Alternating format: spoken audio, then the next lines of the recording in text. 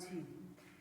Class 9th के एक topic हम लोग जनरल टॉपिक नेम फार्मूले वैलेंसी के बेस पर किसी भी ऑर्गेनिक कंपाउंड का फार्मूला कैसे बनाते हैं इसके बारे में हम लोगों ने जानकारी लेना शुरू किया, जिसमें हम लोगों ने जाना कोई कंपाउंड होता है, आसानी से नाम लिख रहे होते हैं। एक दो हम लोगों ने जानकारी लिया था, जैसे कि कुछ लोगों ने कमेंट करके ये पूछा था कि ये सर ये किस चैप्टर का है, तो मैं आपको बता दूं, अगर ऐसे देखोगे ये तीसरे चैप्टर का, लेकिन आप किसी चैप्टर का नाम मत दीजिए, इसलिए ये एक ऐसी जनरल बातें होती हैं क्योंकि ये लगभग हर चैप्टर में इस्तेमाल होती ही रहती है।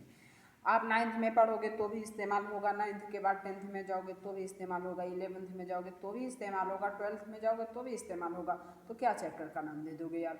ये एक जनरल बातें हैं सीखने के लिए, आपके सीख लीजिए, नहीं तो बहुत प्रॉब्लम्स की बातें होती हैं। नाम सूत्र फार्मूला याद रखे रहिएगा, जो कि बहुत कॉमन सी बातें होती हैं, ये बड़ी ज़रूरी बातें आप लोगों के लिए है।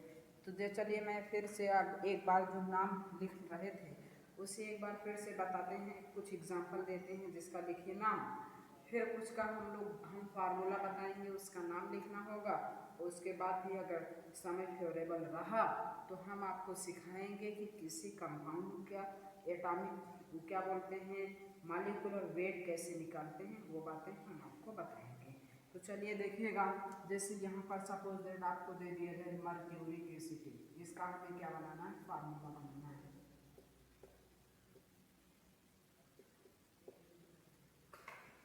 Mercuric acetate.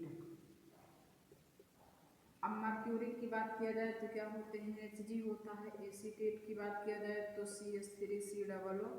मर्क्यूरिक होता है Hg+2 होता है, एसीटेट होता है CH3COO-। इसकी वैलेंसी कितनी, 2, और इसकी वैलेंसी 1। हम लोग एक बातें पढ़ चुके हैं, वैलेंसी को हमेशा कैसे लिखते हैं, ट्रांसफर करके लिखते हैं।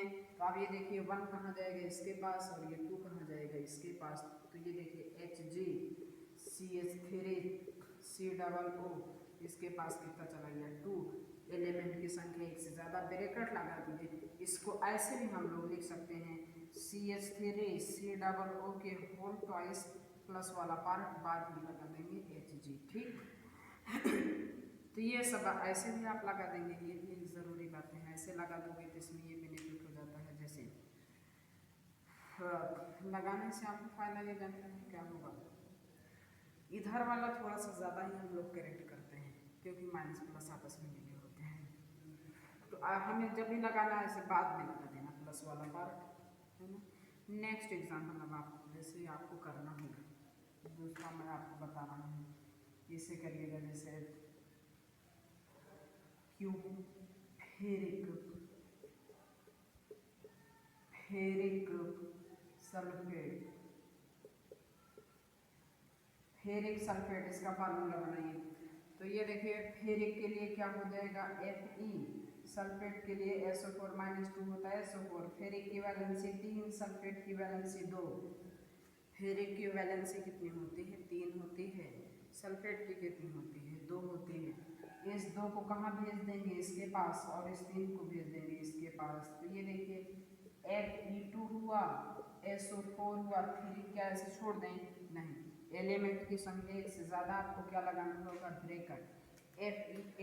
Fe2SO4 का होल 3, Fe2SO4 का होल 3।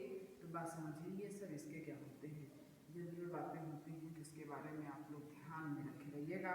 फार्मूला लिखने वाली बातें तो विशेष रूप से ध्यान में रखे रहिएगा, बात समझ रहे हो।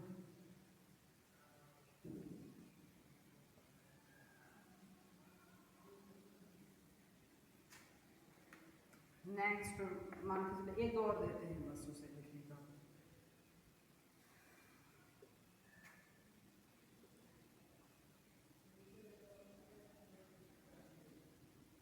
मैग्नीशियम नाइट्राइड, इसका फार्मूला बनाना है। मैग्नीशियम के लिए Mg, मैग्नीशियम है ना, Mg। नाइट्राइड के लिए N। मैग्नीशियम सेकेंड ग्रुप का एलिमेंट, वैलेंसी 2। नाइट्राइड तीसरे ग्रुप का एलिमेंट, वैलेंसी 3। ये 3 यहाँ, ये 2 यहाँ।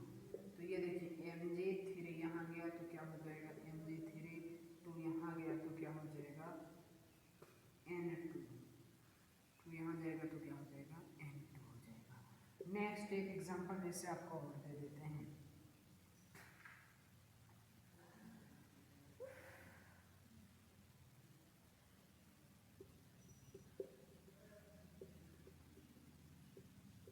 कैल्शियम साइनाइड, कैल्शियम के लिए Ca, साइनाइड के लिए क्या होगा Cn माइनस कैल्शियम की 2 साइनाइड के, तो ये देखिए क्या बनेगा Ca, Cn का क्या हो जाएगा होल ट्वाइस हो जाएगा। बस हम ऐसे ही हम लोग बनाते रहेंगे, ऐसे ही हम लोग क्या करते हैं बनाते रहेंगे।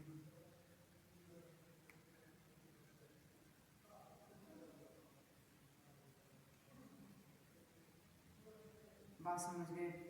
नेक्स्ट कुछ फार्मूला होता है, उस फार्मूले के आधार पे आपको क्या करना होगा, उसका नाम लिखना होगा। अभी तक क्या था, नाम दे दिया गया था, इसका फार्मूला आपको बनाना था। आपकी बार क्या होगा, आपको नाम दे दिया, फार्मूला दे दिया जाएगा, उसका नाम लिखना होगा। तो लिखिएगा निम्न का क्या लिखना है आपको, नाम लिखना। जैसे पहला एग्जाम्पल मैं आपको दे रहा हूँ NaHCO3 है, दूसरा हम आपको दे रहे हैं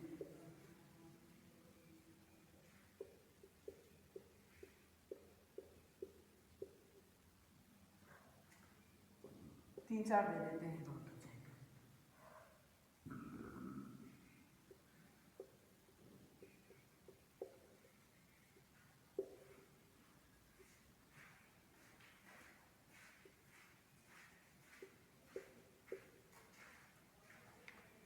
इन सब का नाम लिखना है। तो ये देखिए क्या है, सोडियम है HCO3 क्या होते हैं बाइकार्बोनेट, इसका नाम क्या हो जाएगा सोडियम बाइकार्बोनेट। यहाँ देखिए दूसरे में ये है कैल्शियम, ये क्या है फार्मेट, तो इसका नाम क्या हो जाएगा कैल्शियम फार्मेट। यहाँ देखिए CO है Cn के होल ट्वाइस, यहाँ 2 कब लगा होगा जब इसकी वैलेंसी 2 रहेगी। बात समझे, ये हो गया सोडियम, ये इतना हो गया बाइकार्बोनेट, ये उतना हो गया फार्मेट, ये हो गया कैल्शियम। यहाँ 2 क्यों लगा, कैल्शियम की वैलेंसी 2 है।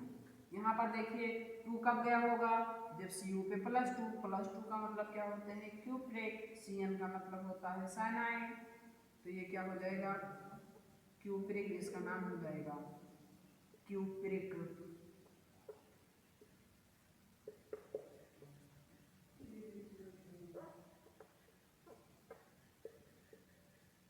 Cupric cyanide. यहाँ देखिए HgSO4, दोनों की वैलेंसी सेम है।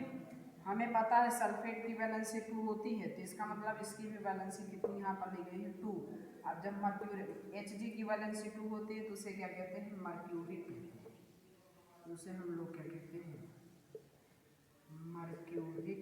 SO4 को क्या कहते हैं सल्फेट कहते हैं, मर्क्यूरिक सल्फेट, इसका नाम हो जाएगा मर्क्यूरिक सल्फेट।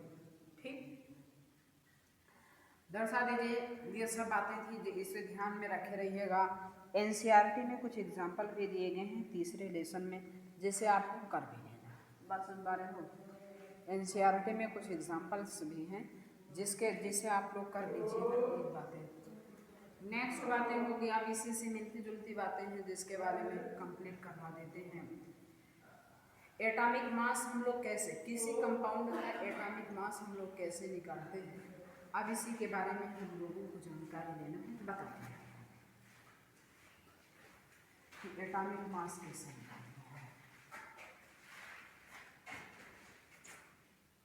जैसे एक बात जानते रहिएगा, इतनी बातें आप लोगों को तो याद ही है। कौन सी बातें याद है कि 30 तक के एटॉमिक नंबर जो एलिमेंट का एटॉमिक नंबर आपको बताया गया था वो आपको ध्यान में होनी चाहिए। वो बातें आपको पता ही होगी तो वो बात जानते ही रहिएगा। अब इसमें क्या होगा 30 तक वो आपको पुनः कुछ बताया नहीं जाएगा, उसे आपको ध्यान में रखना ही पड़ेगा। इसके अलावा अब इसमें हम आपको बता रहे हैं, जैसे कुछ बातें जानिएगा, 2 लगाओ 4 लगाओ सब होते हैं। यहाँ पर ये जो नीचे होता है इसे हम लोग क्या कहते हैं, एटॉमिक नंबर कहते हैं, और ये जो होता है इसे हम लोग कहते हैं मास नंबर कहते हैं। इसे हम लोग क्या कहते हैं, एटॉमिक नंबर कहते हैं, और इसे हम लोग क्या कहते हैं, मास नंबर कहते हैं। अब आप समझिए, एटॉमिक नंबर का डबल कर दो तो वही क्या हो जाता है, मास नंबर हो जाता है इन जनरल। एटॉमिक नंबर का डबल करते हैं तो वही क्या होता है, मास नंबर हो जाता है इन जनरल।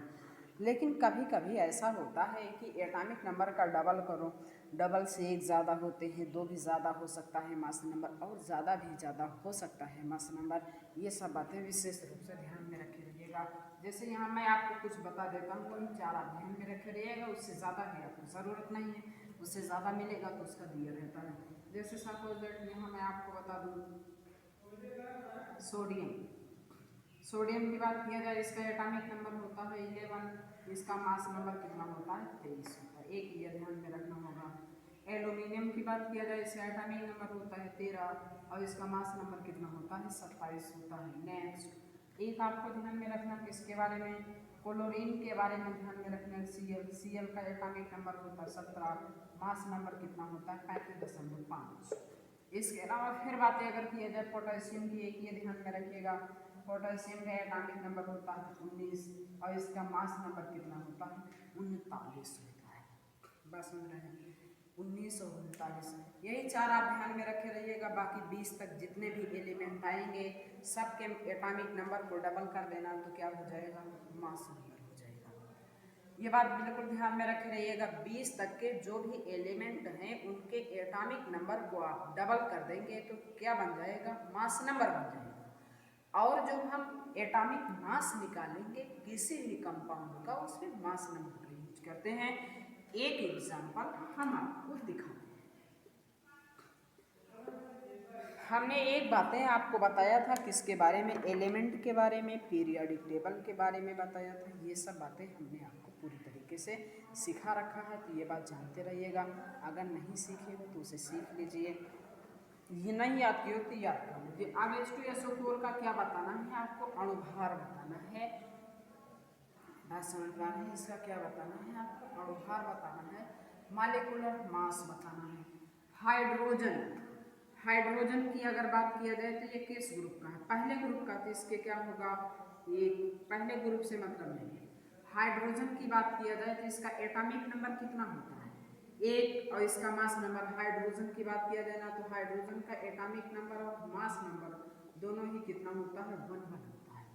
हाइड्रोजन का एटॉमिक नंबर और मास नंबर दोनों ही कितना होता है, 1 होता है, बिना संदेह के। तो ये देखिए 1, यहाँ कितना लगा है 2, तो 1 × 2, इसका काम खत्म, इमीडिएट प्लस में कर दोगे। सल्फर, सल्फर का एटॉमिक नंबर कितना होता है, 16, 16 का डबल करो 32, परमाणु क्रमांक 16, हमें लेना है मास, तो क्या हो जाएगा, अरे मतलब कि एटॉमिक मास लेना है, तो 16, 16 का डबल करो ये 32, इसका काम खत्म, इमीडिएट प्लस। ऑक्सीजन की बात किया जाए, ऑक्सीजन का एटॉमिक नंबर कितना होता है, 16, अरे जी, एक ऑक्सीजन का एटॉमिक नंबर होता है 8, ऑक्सीजन का एटॉमिक नंबर कितना होता है, 8, 8 का डबल करो तो कितना हो जाएगा, 16 हो जाएगा, अर्थात इसका मास नंबर कितना हुआ, 16। यहाँ पर कितने हैं, 4 हैं, तो 16 गुणा 4, बस हमने 16 गुणा 4, तो ये देखिए 2 + 32 + 64, सब तो जोड़ोगे कितना आएगा, 90, तो इसका मास नंबर कितना हो गया, 90। उम्मीद करते हैं समझ आ गया होगा। हाइड्रोजन के लिए 1 होगा क्योंकि इसका एटॉमिक और मास नंबर दोनों ही 1 होता है, यहाँ 2 लगा था इसलिए 2, प्लस सल्फर की बात किया जाए तो 32 लिख दिए, प्लस इसके लिए कितना होता है, 16 गुणा 4, 64, जोड़ दिए 4 2 6 2 8 6 3 2, तो कितना हो गया, 90। ऐसे ही निकालना है, सबका डबल करते रहिएगा, इन 4 को छोड़ करके। नेक्स्ट एग्जाम्पल एक क्वेश्चन देते हैं जिसे आप लोग स्वयं निकालेंगे, HNO3 का निकालें।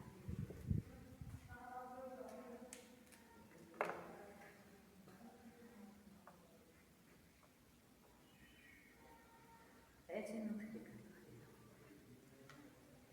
अब देखिए HNO3 का निकालने के लिए ना हाइड्रोजन है ना, पहले ग्रुप का है, अरे पहले ग्रुप का नहीं, इसका एटॉमिक और मास नंबर 1 एक संख्या कोई बता नहीं, प्लस n की बात करना है, 7 परमाणु करना है, एटॉमिक मास कितना हो जाएगा 14 हो जाएगा, प्लस 16 गुणा 3, तो अब ये देखिए 1 प्लस 14 प्लस 16 3 48 हो जाएगा, तो ये कितना जोड़ोगे सब कितना आ जाएगा 8 5 13 40 20 यानी 63 आ जाएगा, ये कितना आ जाएगा 63 आ जाएगा। ऐसा ना समझ आएगी होगा। 1 से 2 एग्जाम्पल और दे देते हैं, निकाल लीजिए, बाकी फिर और डिटेल में अपना एग्जाम्पल पूरी समझ करते रहिएगा। जैसे एग्जाम्पल में क्या देते हैं आपके बाद इसका निकालिए, C6 पहले इसका C6H12O6 ग्लूकोज है, इसी का निकालिए।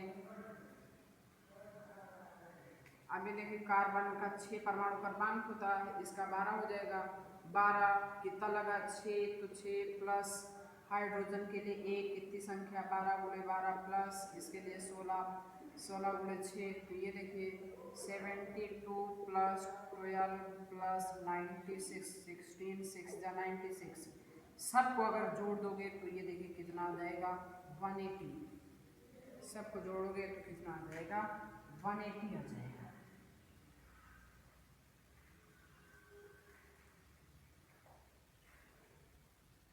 एक एग्जांपल और ले लेते हैं बस,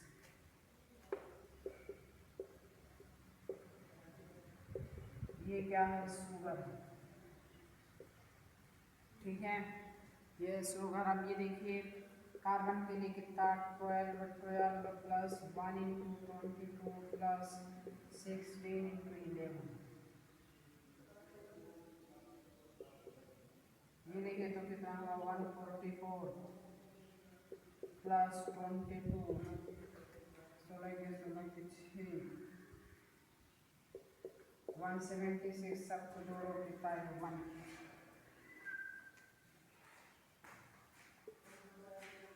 342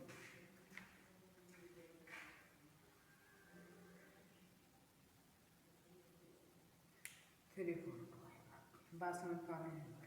तो ये तो किसकी बातें थी, एटॉमिक नंबर की बात थी, जिसके बारे में हम लोगों ने जानकारी लिया। बाकी और अगर जानकारी लेना होगा तो उसे करते रहिएगा। आज यहीं पे अपने बातों की समाप्ति करते हैं, बाकी मिलते हैं नेक्स्ट वीडियो लेक्चर्स में। Thank you for watching this video.